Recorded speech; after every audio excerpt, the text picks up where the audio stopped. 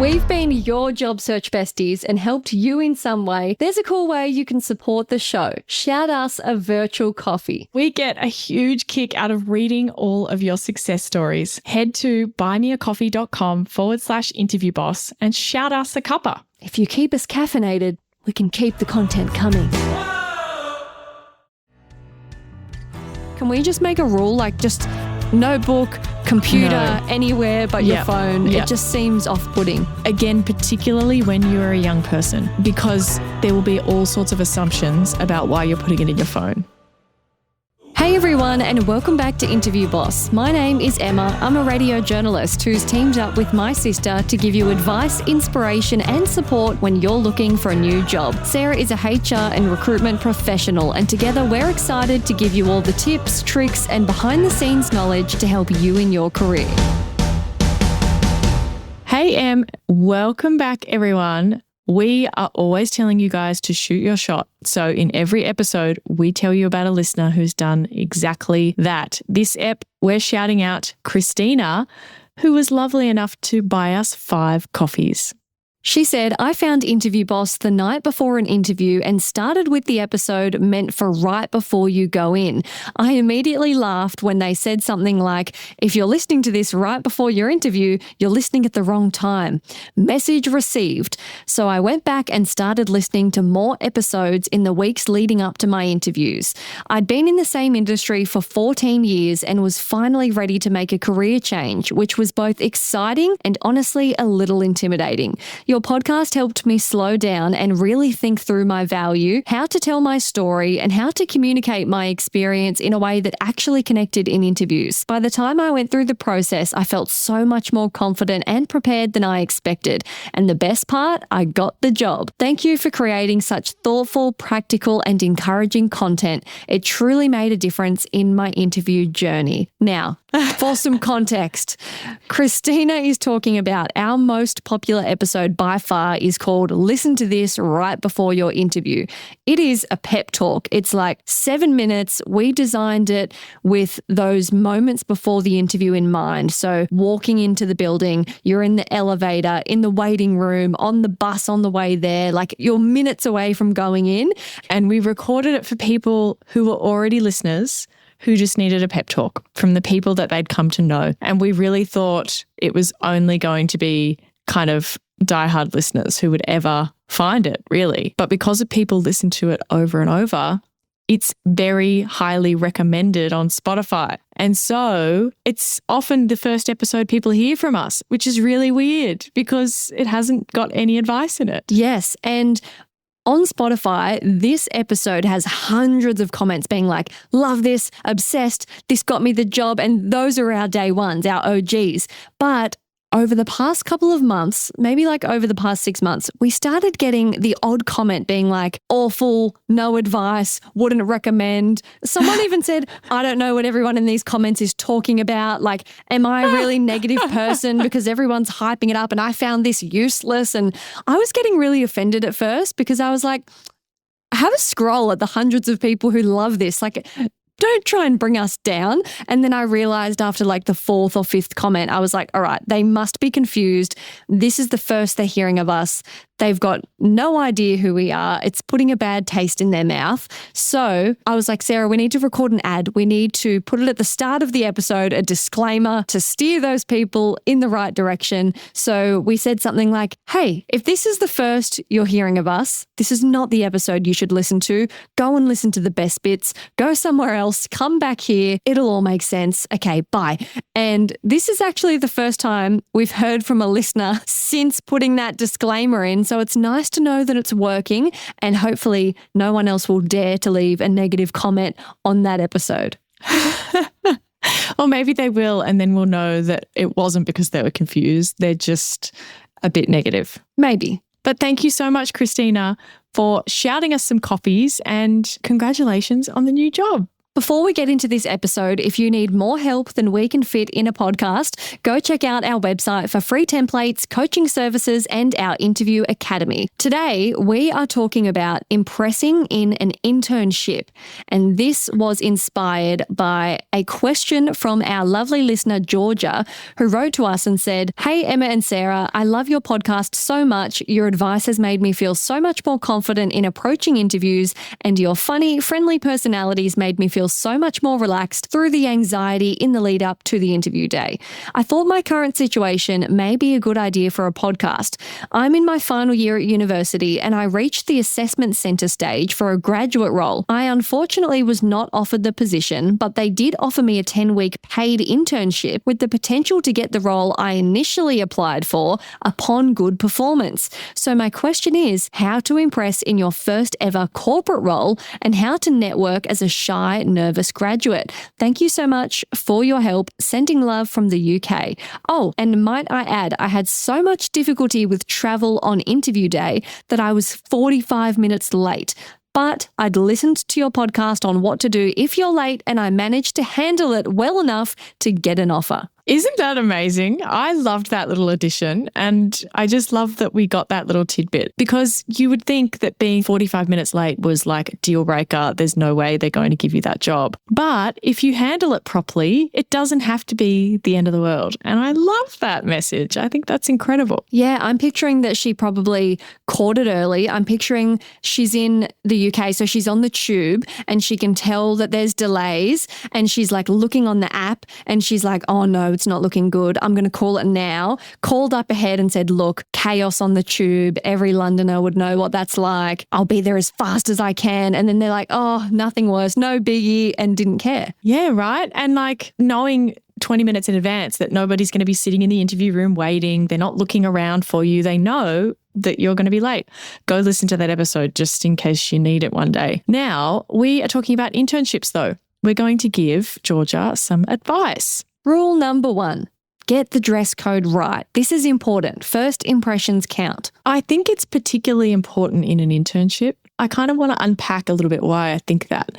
It just feels more important when you're brand new to the working world to really not get the easy things wrong. This one is so easy to get right, and it has nothing to do with how good you are at your job or literally anything else. But if you're dressing like fine, it's within the dress code, but it's like you're barely getting away with it. You kind of look, like you've got flats and like pants that don't really fit that well and like a cardigan, like you're fine. It is business casual. It's fitting the dress code, but you're not kind of putting your best foot forward, if that kind of makes sense. You're already like pushing the boundaries on kind of being casual or comfortable, or like, you look like the young person in the office who's brand new and has never worked there before. You look like the work experience kid, like I think it's so easy to get this part right. Yeah, I think it has something to do with the time frame, because generally speaking, internships are short. So if you're only there for a week or something, you've got such a shorter time to impress than being a new employee.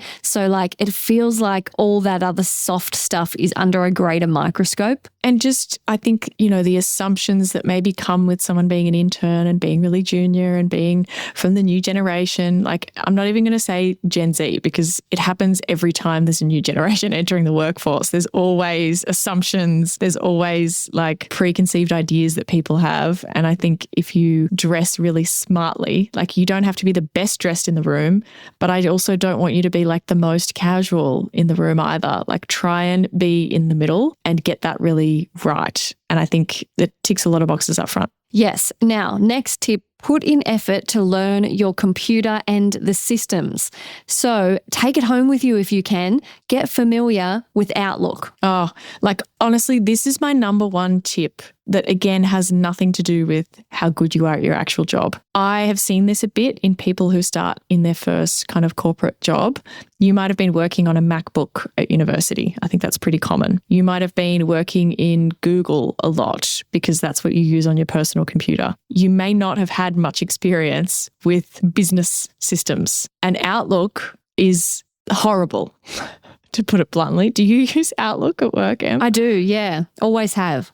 Can we just have a moment for like the Outlook search. Like, why is it so useless? Like, I think it's almost impressive how useless it is. I can never find anything when I search. I thought I was alone in that. Is this an industry-wide problem? Yes, absolutely. And every time they update Outlook, it's like it looks totally new now. The search still doesn't work. I will search like our state's health minister's name, the health minister who sends me 900 emails a week, and it's like, we've never heard of him. Who is that? He does not exist. Yeah, that's normal with Outlook. Like it's just ridiculous. Absolutely ridiculous. But imagine you're coming into that for the first time. Imagine how hard your day-to-day, she's only got 10 weeks, right? And if you're in an internship that's like a couple of months or like a couple of weeks, it's a short amount of time. If you spend 3 weeks just working out how to, finally get on top of your emails and making sure that you can see everything properly, like you're going to be really, really slow to do anything. Like finding that email from 3 weeks ago, like come up with a bit of a system, play around with it, watch some YouTube videos. Like I really think people don't do this enough. I think this kind of goes for any job that you start in, honestly. I think people just, like I see it all the time. They're in their 4th week and they still don't know how to get into their SharePoint. It's like, come on, you watch a tutorial or something. What's a SharePoint? Well, if you don't need to use it, then you don't need to know. But if your company has every single file inside SharePoint and it's your 4th week and you don't know where it is again, where's that link again? Like you need to sort that shit out. It's the easy stuff. I just think this stuff is so easy to be good at. Why wouldn't you? Yeah. Also, set up bookmarks of all your go-to tabs. So I did this when I first started in my job. I remember kind of being like, well, where do we source our news? And the person that was training me would, from time to time, mention a good website, and I was frantically writing them down. And then I went and made a bookmark of all these go-to pages because I was like, well, you've got all your stuff saved and you just know, but I don't just know. So I need a system in place, and it just shows initiative. It does. And it's just going to make you faster when you're trying to actually do work or you're trying to get instructions for someone or trying to remember what was where. Like it takes a while to get your head around the new company's setup, logging into all of your different systems, all that kind of stuff. Like you're going to be set up in a bunch of different places, and depending on your job, you'll need different things that you're constantly opening. Put them in your bookmarks, get familiar with your computer, find out where your files live, put favorites on them, like set up your email signature, put your phone number in it. I like to set up a OneNote. I mean, again, this is all like specific to whatever company and whatever systems they use, but some kind of a to-do list type system. Maybe your company uses Asana or Trello or some other kind of tracker or something like that you can make like your running to-do list in there. So when you think of something or someone gives you a task, you add it in for yourself. Maybe it's in OneNote, maybe it's in some kind of notes app. The other thing I think you need to think about is where are you going to take notes when people are showing you things? Where are you going to put reference documents? I don't think that storing things that you need to reference all the time in your emails is an efficient way to do things, personally. I think you should be trying to put that information in a OneNote or in a folder somewhere, like separate to being in your emails. Like I think if you're able to open up a OneNote and that has all the links that you need, for all that training login information, or the screenshot of the company org chart so that you can reference it, or all the names of the different parts of the business that you always need to know, or the names of the health ministers, or like something like that. If you were brand new, having that in a go-to place rather than being like, oh, where's that email that someone told me about the health ministers? Like organizing it in like, here's my quick reference page of all this stuff is going to be way more handy. And again, these things are just easy setup stuff that you probably did for yourself while you were studying, or that you do for yourself in your own personal life, in your notes app or something. Try and set up some of those things really early and it will absolutely pay off. Okay, sanity check me here. When I was training someone once, they weren't really taking notes, which was triggering because I was just repeating myself a lot. But the only time they would write notes is when they would look down and type stuff into their phone. And I didn't know that they were writing notes on their phone. So I thought they were texting while I was explaining. And it wasn't until I kind of caught a glimpse of the corner that I was like, oh, okay, they're typing it into their notes. But can we just make a rule, like just notebook, computer, anywhere but your phone? It just seems off-putting. Again, particularly when you're a young person, because there will be all sorts of assumptions about why you're putting it in your phone. You know, later on in your career, you can probably get away with it. When you've got a short period of time in an internship and you're trying to impress, put the phone away. Use a notebook, grab your computer, do something else. It's not going to be great if you're trying to rely on your phone for business purposes. There also might be confidentiality issues with that as well, to be honest. Like, depending on what kind of company you're in, putting work information in your personal phone could be a bit more of a problem than just like a bad look. True. Next, set up your email undo button. I didn't know you had to set this up. What? Yeah, you can go in your settings. Like, it's different in every email provider, but like Google it. Like, I'm not going to give you a step-by-step where to click. Set up like the delay send basically. And every time you press send on something, it doesn't send straight away. It like sends after 10 seconds or something, which means that if you accidentally send something to the wrong person, you have a very small window in which to panic undo that decision. I think this is such a classic with the intern accidentally sending out an email or accidentally doing something or whatever. Set it up. You'll thank me one day. We mentioned before, but take notes when you get instructions. It's so frustrating when you can tell there's not a chance you're going to remember this in a week. And make yourself documentation. Like, if someone shows you how to do something, go through it yourself again afterwards and then write down step 1, click here, like, take some screenshots. Make things that are going to help you do it better the next time so that you will remember. Next, ask questions. This is such a great way to make a great impression, is to be curious about things, get to know stuff. When someone mentions a certain area of the business, okay, who looks after that? What do they do? Where do they fit in with this? Can you talk me through what this role means and what it does? If you aren't sure of something or you don't already know, don't assume that, I should already know that. Sometimes you'll find that the person explaining it isn't really sure either. And how great's that going to be if you're like, great, I'm reassured. I went from thinking everybody should know this to going, hey, that was a great question, because you don't even know the answer either. Also, the way that I instantly love someone when they ask such a smart question that proves they're picking up what I'm teaching them. Like, they ask something that shows that they've been critically thinking about it. And I'm like, yes, exactly. That's why we do this. And you get all excited. And I was like, that's where I was going to go next. Yeah, it's so true. Like, they're actually paying attention. Yeah. Or they're just being curious about things. That is so, so helpful. And again, none of these have anything to do with the actual work that you're doing. Interview Academy might be the perfect thing you're looking for. Interview Academy is a course Sarah has been working on after delivering hundreds of interview coaching sessions and getting incredible results. But unfortunately, I'm only one gal living in an Aussie time zone who works a day job, and all of that mean I can't help everyone one-on-one, which drove me crazy. So for over a year, Sarah's been working on turning all of those amazing lessons into an on-demand, step-by-step interview prep course. We hold your hand through the entire thing, and you can do it at home in your own time and get instant access right now. Check it out at interviewboss.com.au/interview-academy. The link is in the show notes. Yeah. Now, also, read as much as you can get your little mitts on. If it's quiet, a lot of internships, there's a lot of awkward times where you're just kind of looking around, you don't explicitly have anything to do. Get on the intranet, read some handbooks, read some manuals, just absorb anything and everything you can. Yep. Anything you can get your hands on, read it.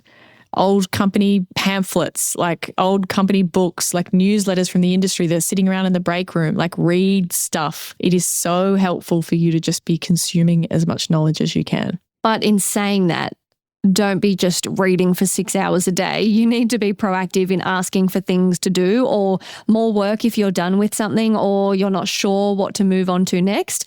Again, I've trained people before where we want to be moving quickly. I'm like assigning them something and then I'm doing what I need to do. I want them to yell out when they're done and they're just sitting there and I'm like, oh, you're done. Please let me know when you're done and I'll come over. Like, I'm busy. Oh, that is such a classic. I think this has got to be high up there of frustrating for people when they've got someone new starting. You need to come back to the person and say, hey, I just did that. What would you like me to do now?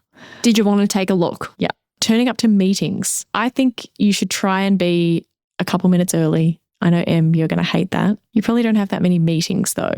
But I think this is all about the easy stuff. Like, it's so easy to be on time when you're an intern and you don't really have that much on. That's very true. So it's kind of the least you can do, like other people can get a pass when they're late because they have other stuff going on. You are an intern. You probably don't have that much going on. So make sure you're on time or make sure you're a couple minutes early and you're prepared. Also, this is a little side note that's related to that. Prompt your boss and your colleagues if you had a meeting with them and you're kind of sitting there waiting going, oh, are we meeting yet? Or, oh, I don't know. Like your boss is over there and you can see that they're not going to the meeting room. Go and prompt them. I think this can feel really awkward and you're just kind of waiting, following other people's leads. If they put it in the calendar, you have my permission to go and check in with them. Hey, are we catching up? Hey, is this meeting still going ahead? Yeah, simple communication. Another big tip is not to hand things in until they're polished. So the little things like, adding headings on the document, basic formatting to the spreadsheet so it looks presentable and nice. This doesn't mean perfect. You're an intern, obviously. It's not going to be publish ready. But if you're asking someone else to review your work, you need to review it first. We're not handing in a dog's breakfast for them to pretty much spend just as much time as you did on fixing it. This really grinds my gears. And this is more of a don't do than a do. I think if you were already doing this, you would be like, it's not even really a tip. It's more just imagine you ask someone for something and said, hey, can you put this news together? And they just did it really roughly and then handed it back to you. You'd be like, is this a draft? Like, why am I reviewing this now when you're not even done with it? You haven't even looked at it a second time yourself and you're making me review it.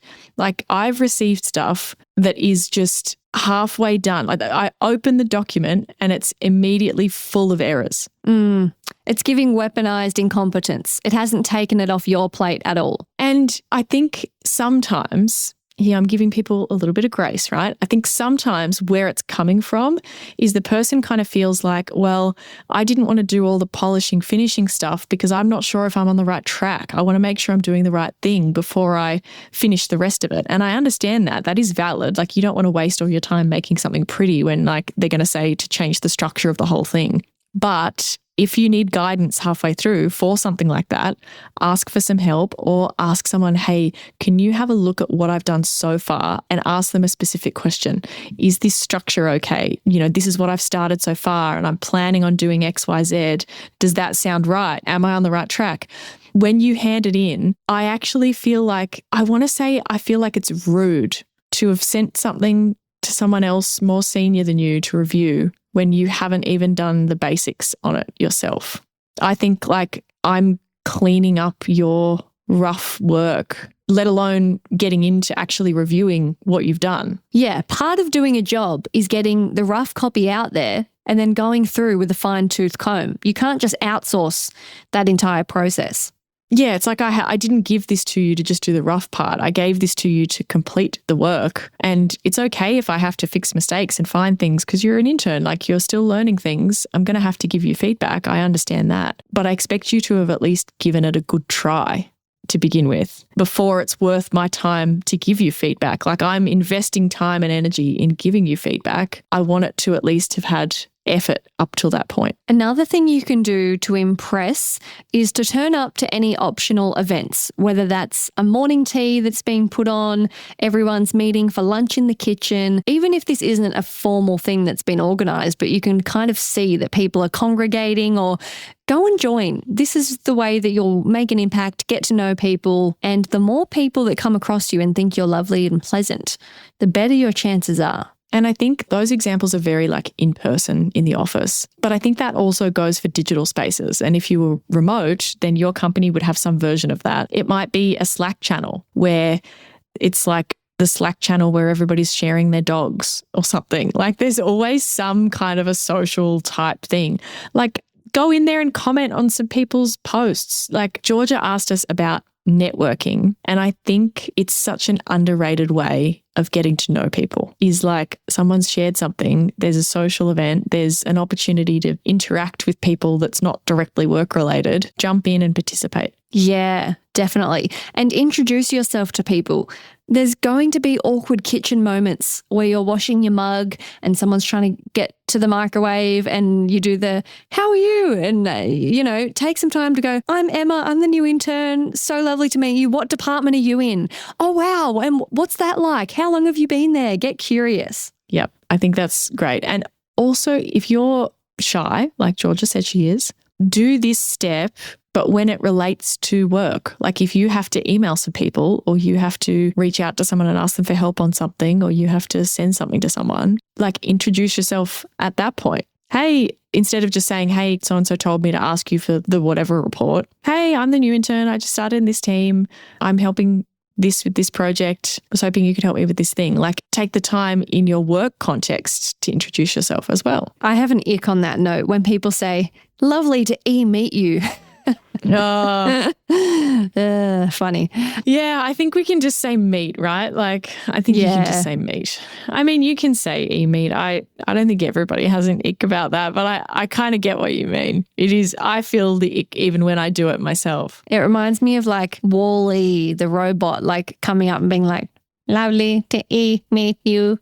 I don't know. It's weird. Do you know what I also do that gives myself the ick that I'm doing is waving at the end of a call. But I can't stop. Do you do that? It just feels, yes. That's so embarrassing. It just feels like. You sit there and wave at your webcam. Oh my God. But having a straight face and pressing the hang up button just feels like psychotic. No, it's more psychotic to stare at your webcam and creepily wave. What? No, I'm just like, okay, thanks, bye. And it's like my sign that I'm about to press the thing. Like I can't help not doing it. Wow. Learning things about you. Everybody back me up. Do you wave on a Zoom call or are you like, no, Emma? that's I'm telling you I get the ick. I'm not saying I'm pro. I hang up before the last goodbye. So like it'll be like, oh, thanks so much. Yep. All right. See you later. Okay. See ya. Yep. All right. I hang up and often I hang up on when they're doing their last, like, yep, bye. But I'm like, once is enough. I don't need to hear the last bit. I always hang up first. I think on a group call, I get what you mean. I think I'm less likely to do a big wave on a group call, like a large group call. But when it's like one or two people, it feels more personal. And I feel like I can't just disappear. I don't know. And then some platforms, Zoom is notorious for this. You click the end button and you have to click confirm. Like when it's your meeting, you have to click it twice. And so I'm always like, if I've done, okay, bye, and then I'm pressing it and then pressing the second button. I don't know. I just feel like I need to do something to fill the time. Do you also wave goodbye in person when you're just leaving the boardroom? No, but it's because they can see me getting up. You know, like the version of that in an office is that I'm like standing up and being like, clearly I'm about to leave, you know? Yeah. Okay. And that's what I feel like I'm missing. I need to send a spy to check that you're not waving in boardrooms. Anyway, let's move on. I just thought of something else, okay? And this goes to the technology thing that we talked about, learning how to use your laptop, learning how to, use Outlook and whatever. Learn your office's or your company's tech system support, IT. Yep. And also how you connect, how you share your screen, how you connect to the boardroom, like presentation thing, how you join into a Teams meeting and like all of those things. You will be so valuable if you are the person who can help troubleshoot when like, oh, how do I get my screen up there? Like these aren't things that are hard to learn. If you're in a meeting with someone who does that kind of thing, just ask them as you're walking out, hey, do you mind showing me how you did that? Or like asking your colleague, hey, can you show me how I would share my screen, how I do X, Y, Z? If you see it once, ask about it, get the knowledge, then you know how to do it next time. And a side note as well, if you have a tech problem, flag it straight away. Like the rage I've felt when a new person like did a shift or something and I see that no emails were opened and I'm freaking out. I'm like, what? Like so much stuff got missed. And I asked them about it and they're like, oh yeah, well, I couldn't access. I had trouble. And I'm like, what Do you mean tell someone as soon as that happens? Like, I don't know. I'm trying to give the benefit of the doubt. It might come from not wanting to bother people or trying to trouble. But like when there's fundamental tech problems, speak up about it. Yeah. Seek access. That you can't access something or you can't find it or you've lost the login or it's broken or you were meant to have access to that but you don't. Like anything like that. Yes, absolutely. And I think a lot of these things are very kind of corporate focused. And that's because George's question was specific to being in your first ever corporate role, right? But a lot of these are going to be relevant even if you're not working in like a desk job. There will be some form of technology and you should learn how to use it. And you should also flag, hey, I don't have access to do that. I don't have keys for that. I don't have a login there. Like whatever that looks like. I haven't been shown how to do that yet. Speak up. Yes. Also, finish your work rather than dropping something at a certain time because you didn't get to it. Does this apply to like your finish time? If you're meant to finish at 5, but you're midway through something, complete it. Yeah. And I didn't want to make it about like how many hours you're doing and whatever. Like I do think that there is an optional strategy that you can stay back and get something done. And if that's the version of you that you want to be, and depending on your workplace culture and what the kind of norms are and whatever, I think that can go a long way. Certainly people in law, consulting, different areas, like staying back, working long when you're new to the career is looked upon really favorably. Again, depends on your office. It's an optional strategy. But what I do think applies to everyone is making sure that you're being clear about what you're going to get done and when you're going to leave. And I think the idea of just going, oh, I know I was meant to get this done, but I run out of time. It's 5 o'clock. I'm just dropping it. Just be conscious about that. Like I worked with someone who I really, really liked working with, who was like more junior than me, a little bit experienced, would always check in the afternoon to say, like a couple of hours before the time when they would normally leave, hey, I'm just working on this for the afternoon. That's my priority. So I think I'm going to get all that done. Is there anything else you want me to look at before I go? How great is that? Like what good feedback to be like, okay, I'm so clear on exactly what you're going to do before you leave today. And like you're setting expectations up front rather than going, oh, I'm just going to work on this task until the time comes and then I'm going to drop it. If it's a task that's not due for a little while, and well, then that's fine. You can just drop it at whatever point. But either finishing it, staying a little bit back to just finish that thing and send it off, or trying to communicate up front to say, hey, this is what I'm working on. Should I try and get that done by the end of the day, or can I finish it off tomorrow morning? It's, got this much left on it, or this is my priority. Is there something different you wanted me to focus on before I left? Would you say this extends to, say, to like a lunch break, hypothetically, if they said to you at the start loosely, yeah, 12 o'clock, that's normally a good time. You can go have a break. And if you're stuck in something and then you're so rigid on like, all right, 12 o'clock, I'm out of here no matter what chaos is happening. Like, I'm not saying don't take your lunch break, take it, but can you take it at 1 once the chaos has passed or you've finished that or the meeting's done, or just showing that you're a team player? It's just about everybody understanding what you're doing. If someone gave you something and it was relatively important for you to get it back quickly and they said, I need this back today, and you did 3/4 of it and then just immediately dropped and went to lunch, and you didn't kind of tell them, hey, I've nearly finished that. I'm just going to go have lunch and I've just got a little bit to do and finish it off. You should be with you at whatever time. You could still drop it and go to lunch the same way, but that person then understands what's going on, versus if they come around to check, hey, where's that thing? Oh, she's at lunch. I don't know where it's at. Not sure. Haven't heard. Like it just... People are chasing you for stuff. It seems like the key theme of this episode is about not giving people the opportunity to make assumptions. Yeah, that is very true.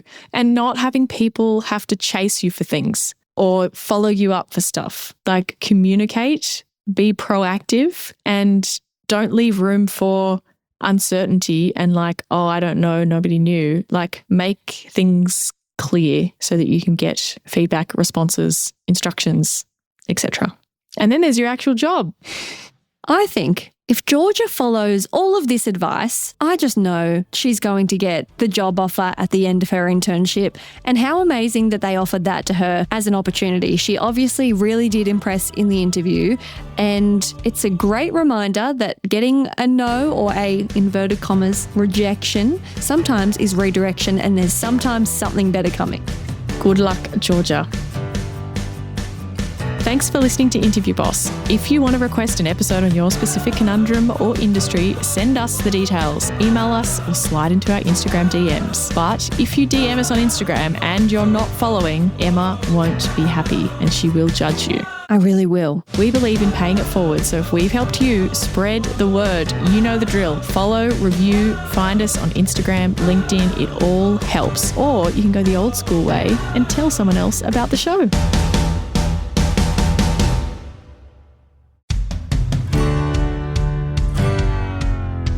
Can you believe we started Interview Boss in 2021? Not really. It's insane. That's a lot of episodes and a lot of hours of talking. Oh my gosh, it is. And if you're scrolling through all of our episodes, you might scroll straight past something that you really, really needed. Yes, we're always getting messages from people asking us to do an episode on something, and I'm like, we already have. So we've put together playlists to help you find the episodes that are exactly what you need, suited to your situation. They're all categorized. If you're applying for jobs, we have episodes about resumes, cover letters, job ads. If you've been offered your dream job, we have episodes on resigning, exit interviews, and how to impress at your new company. And we even have a very special playlist that's very popular for if you have an interview coming up immediately and you need just our most recommended hard-hitting episodes between now and then. For all our last-minute listeners. It's all there for you. You can browse by category and check out all the playlists at interviewboss.com.au/podcast.